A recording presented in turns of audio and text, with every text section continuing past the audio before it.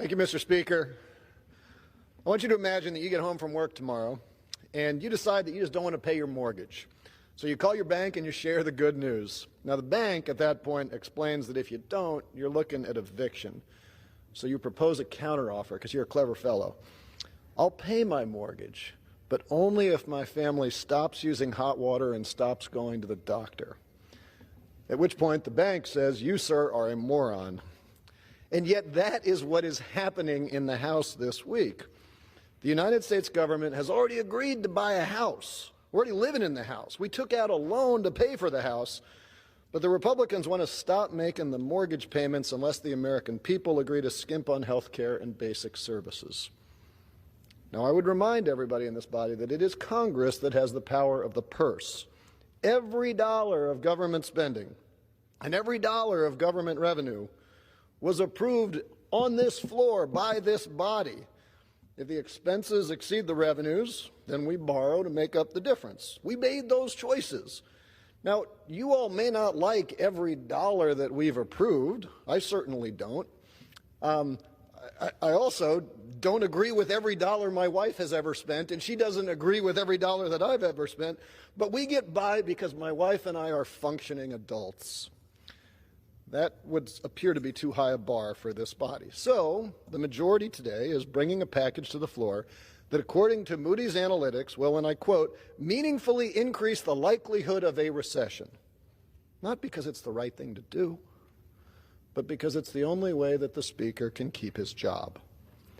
If Speaker McCarthy brought a clean debt limit bill to the floor of the House tomorrow, he would get every single Democratic vote, and I'm sure a few of my colleagues across the aisle would join in. It'd pass the Senate. President Biden would sign it. That would be that. We would move on to the important work of this country. But as all of us know who spent a long late night here after 14 failed efforts to win the speakership, Mr. McCarthy caved to the extremists in his own party and agreed to conditions where he loses his job if he does not try to blow up the economy. He has the opportunity today to do the right thing. He simply doesn't have the ability. And so, the House is now preparing to vote on a bill that would be disastrous for Americans. Let's be clear, if we don't raise the debt ceiling, we will see collapses in global financial markets.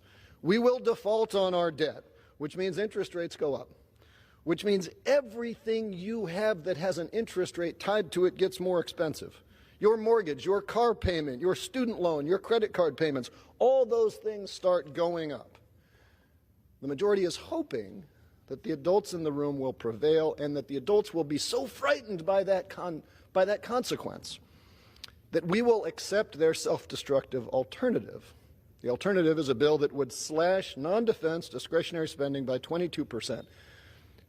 Just in my home state of Illinois, let's talk about what that means. That means 8 air traffic control centers in Illinois. Home of O'Hare Airport, hub, 8 air traffic control centers shut down. In the wake of East Palestine, the train crash, just in Illinois, we will do 420 fewer rail inspections. 2,900 students in Illinois will lose their Pell Grants. Several hundred thousand will see their Pell Grants cut. 10,000 kids will lose pre-K and child care. 53,000 veterans will lose outpatient services. That's just in Illinois. Nationally, a cleaner, cheaper future will be thrown away. And white-collar police will be defunded to make it easier for everybody to commit tax fraud, which of course will lower future revenues and make it necessary for us to borrow more money. The majority would have us believe that our only choice right now is, do we want to blow up the economy or do we want to ruin the lives of millions of Americans? That's not the only choice. We have a third option. The third option is we can let the adults come back in the room. We can take our jobs seriously.